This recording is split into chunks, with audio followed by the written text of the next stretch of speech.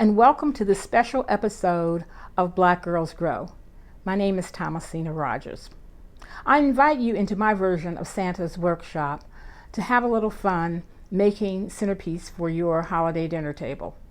Every year around this time, I gather cuttings from the magnolia and various other evergreen trees and shrubs in my yard for that purpose. Making these centerpieces has become a time-honored tradition and a way of sharing a little love and cheer to those gathered around my dinner table, and now with you. A more recent tradition that's near and dear to my heart is that of making holiday centerpieces with a dear friend, Marie. We started making these centerpieces about 6 years ago, and we've continued every year. We share things in common that allow us to do this, come to the table, and have a lot of fun around centerpieces. She's a gardener. I'm a gardener. She has lots of greens in her yard that go into making these centerpieces, as do I. And so it's a labor of love when we get together and we make that very special centerpiece for the holiday table.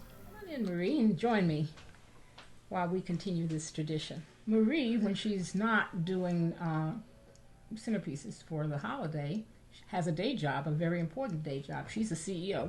Marie, why don't you tell them what you do? Thank you for having me, Thomasina. You're quite welcome. It's a pleasure. During the day, I am the CEO of MBI Health Services. It's a large health agency in the District of Columbia, and we serve the entire DC metropolitan area. And we are the largest behavioral health agency in the district for mental health and for substance use. We also have a large home health agency, and we provide developmental disability services. We provide children's mental health services, and we have a cadre of health services. And in the winter, around March, we will be opening up the first urgent care clinic. So you see, girls, Black girls grow in so many different areas. And so while we are focused today on things that grow in the yard and using them for the holiday table, we're also focusing on the way in which our lives expand when we seize opportunities. So thank you, Marie. It's a pleasure having you here. It is a pleasure to be back with you again for the 6th year. Yes. So let's talk a little bit about the greens that we use. I know you have quite a few greens in your yard, and we're not talking about collard greens because that's for later episodes. But we're talking about the greens that we grow as people who love the outdoors. Marie, do you have things that you grow that I we're going to do. use? Yes. I have some nandinas at the house. Now, do we have beautiful nandina, also known as heavenly bamboo? Nandina is prized as an ornamental for its bright red berries, as you can see. We also have some Leland cypress in the yard. And these are some beautiful, fresh picked Leland cypress. And if you could smell them, you would just be in heaven. Yes. Also, we have an English ivy plant, sprig, several of them, and you have to be careful with these because they really do stick and they really do hurt. Hollies are just a favorite shrub this time of year. This comes from a Nellie Stevens holly with the red berries. Beautiful. All from the yard. All from the yard. And my absolute favorite, well, let me just show you. This is another. One of the things that I like are the variegated evergreens. So this is a variegated euonymus. And I showed you the variegated English holly from the yard. But my absolute favorite this time of year, or any time of year, is the magnolia, the southern magnolia. And we've got plenty of those. This is my father's favorite tree. And so when I was considering landscaping options, I just had to go with southern magnolia. Are there any others that you have over there? I think, so these are the ones that we have in our respective yards.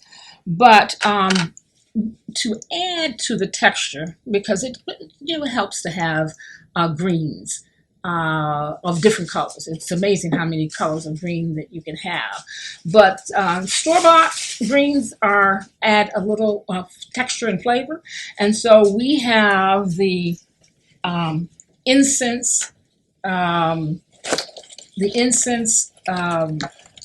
cedar, and we also have the different furs. So this here is a noble fir.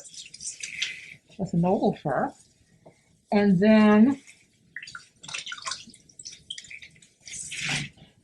the one that Marie is holding is a silver fir. So you can just add and add and add and add to your centerpiece, but the bottom line is you want it to be full and beautiful and aromatic.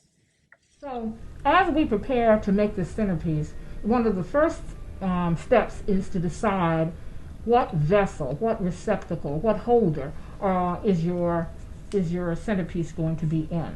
And there are many different kinds out there. There's the really inconsequential little tray. There's a little bit bigger tray.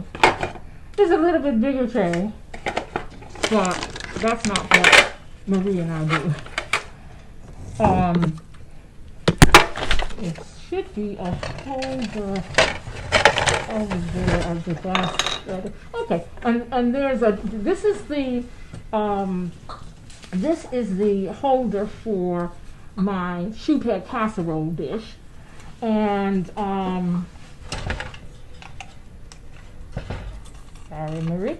And so while I was going to give Marie the option of choosing which one we use, whether we use this one, or this one, or this one, somehow I knew that she wouldn't choose those. this one too.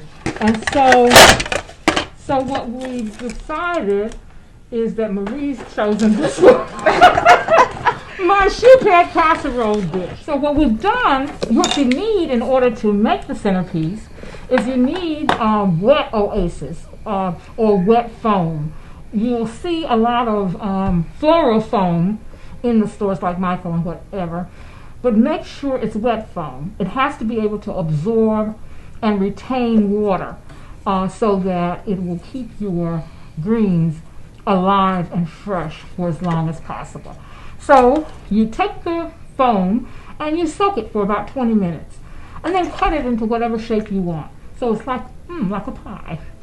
And keep it watered and hydrated over the life of your centerpiece. But this one has 3 pieces of oasis shoved into the shoe peg casserole, and it's ready to receive the greens. And then we also, if you want candles, you need to have candle holders. And we have, for this particular centerpiece, we are going to use 2 candles. So we have 2 candle holders, and we are going to put it in the centerpiece of our arrangement here. Okay. And so we decided to go with a silver, 2 silver candles for this particular arrangement. And you can help me. There we go. Beautiful. There we go. So there we are, and we're all ready to start decorating the centerpiece with the greens. There is no firm rule of thumb, but Marie and I have kind of worked out what we like, and we kind of like a base around the bottom of the arrangement that kind of fans out. Would you say that's the case? Yes. Okay. That's typically because it really gives it that green foundation. Mm-hmm. Absolutely. Here we are with our bald oasis, and we're going to add that greenery to fan it out at the bottom. And Marie and I have chosen pine needles. And so here we go. Cut in uniform pieces. The Leland cypress is a pretty innocuous, but not very pretty green. And so maybe we'll start that next. Mm-hmm. We can layer it in between, the two. Mm-hmm. Yes. And that gives it a different level of texture. And we're going to leave a little room so there's some breathing room in there. Mm-hmm. And you know, there is no mistake that you can make here, because you can always pull it out and go in another direction. I really love this English ivy. It's just a very pretty piece. And I think maybe just kind of put some of that in there too. Mm-hmm. Marie, do you have any English ivy on your side? I do. Okay. So let's kind of we're still angling it out. We're not standing it up probably at this point. We're just kind of letting the English ivy show its colors. Okay. And maybe some smaller pieces.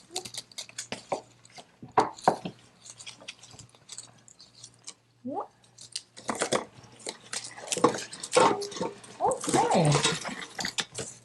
Now we have to the side. Oh, you're still working on your Leland cypress. Well, I'm doing a little bit of both. Oh, okay. So we got plenty of Nellie Stevens holly.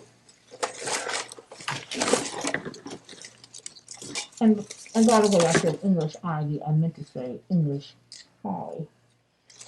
So, you know. Okay, wonderful. So what do you think next? Can you all see how this is beginning to shape up? Absolutely beautiful. Mm-hmm. All green so far. So we've got what do we have that we haven't used? We've got Nandina.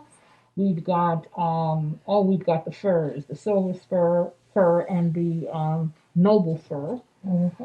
And I think you got some of this in your yard, right? I have the noble fir in my yard. Uh-huh. Yes. And so let's see.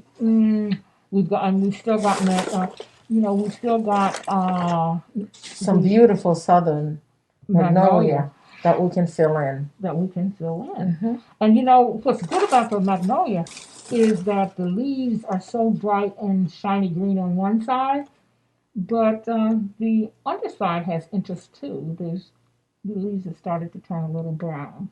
And it adds some color and some different texture to the beautiful arrangement. So we might want to use some of the on the other side. Yes. I think we've done that before, we actually, have done that it really looked very, very beautiful. Okay. To use the incense cedar to really give it some additional greenery that's a little bit different. But as you can see, Thomasina and I are really feeling our way through it and looking to see what really looks good and what we can incorporate it, and then we make it as we go. There are no mistakes here that can't be undone. And the cedar again is a way to add a fragrance to your table, because Marie and I are sitting here and really it smells so good. Enjoying the smell. It smells really, really good. Uh-huh. So I'm going to reach behind you, Marie, and get some of the cedar. You want to give you some? Uh-huh. Yeah, there we go. And, you see this bunch of incense cedar? It costs $11, but if you wait late in the season, like I did, you get 2 for the price of 1 from some places. So can you imagine getting 2 big bunches of incense cedar for $10, $11? Well, what a bargain! What a bargain! What a bargain! So we're going to start just cutting and putting, cutting and putting. I love this stuff. I absolutely do. I learned about using it when I did altar guild at church, and the women of the altar guild who preceded me always talked about the fragrance.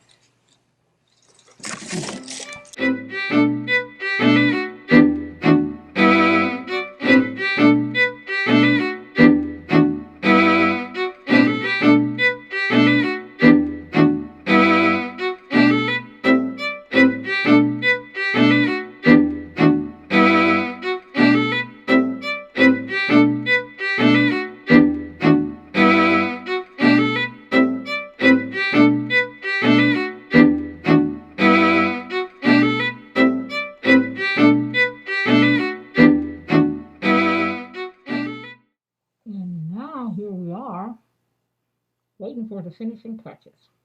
I know you are.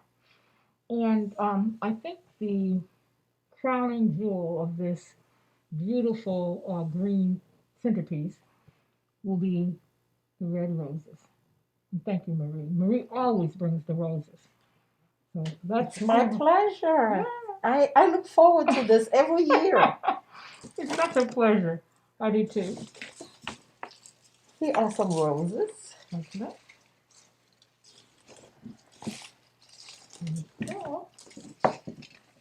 So, aren't they beautiful? So at this point, we've tiered up from the kind of wild and woolly look at the bottom to a more tapered look in the top. And so now we're looking to angle out these beautiful roses from the base of the candles. Okay. So we get some on the front. So we've basically got many shades of green. And we've got the variegated leaves, which are green and cream, or yeah, pretty much green and cream. And then we've got the beautiful red of the Nandina and of the roses. What more could you ask for in a centerpiece? It's absolutely beautiful. Marie, thank you so much. Appreciate it. Thank you so much for having me. For the time and for the friendship. Girls, that's what it's really about, isn't it? Honoring the traditions in our lives that bind us together. Gathering greens from the yard has been part of an unbroken tradition for generations of women in my family.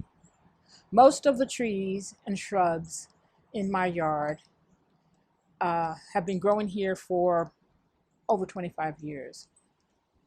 And some replicate those in my family's yard back in Alabama.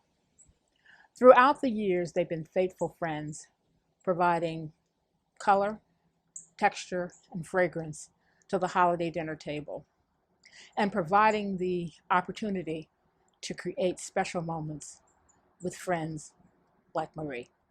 These beauties have deep roots here, and they certainly have prospered where they have been planted. Like these plants, we too must have roots to prosper and grow. The deeper, the better. There's no better place for us to get rooted than in the traditions that bind us together in family and in friendship. And even though our traditions and circumstances may be different, chances are we can learn to prosper where we're planted and then share the love around. Here's a thought. If you don't already have greens growing in your yard, consider asking a family member, someone from your community, from your church, from your friendship circle, if you can come over and gather some greens. I would be honored if you asked me. Come on over and enjoy some greens. Have a happy holiday. Tulu until next time.